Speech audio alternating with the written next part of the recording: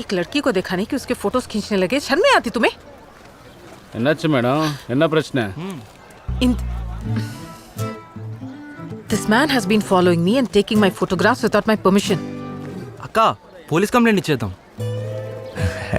என்ன தம்பி என்ன பைத்தியக்கார நீ என்ன நக்கல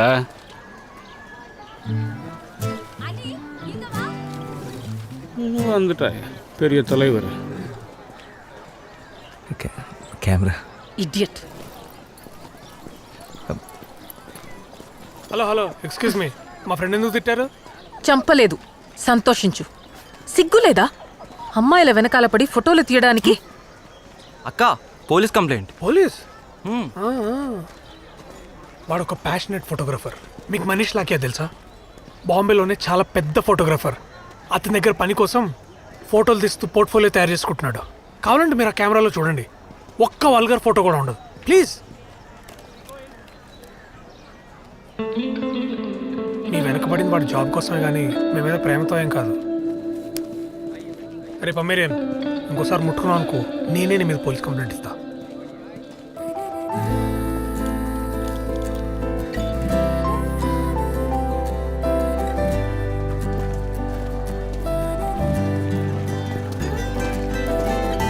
హలో విరాజ్. విరాజ్, నాకిదంతా తెలీదు. నేను ఈ ఊరికి కొత్త. అయినా మనం ఫ్రెండ్స్ కూడా కాదు. వెనకాల పడి ఫోటోలు తీస్తుంటే ఏమనుకోవాలి?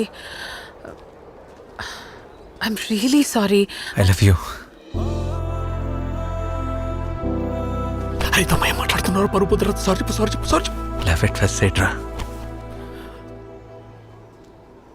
Sister, I'm really sorry. వీడు ఇంతేదో నాకు తెలీదు.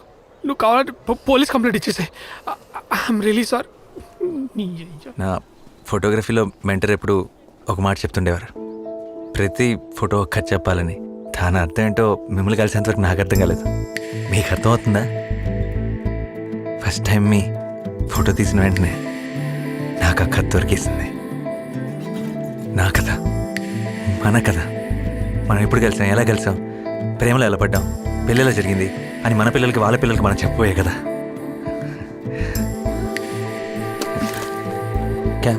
ఆ రోజు నేను చేసింది రైటో రాంగో తెలియదు, కానీ తనతో చెప్పే మొదటి మాట నిజం చెప్పాలనిపించింది.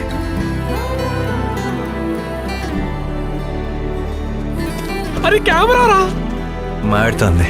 నీ పొద్ద చెయ్యి.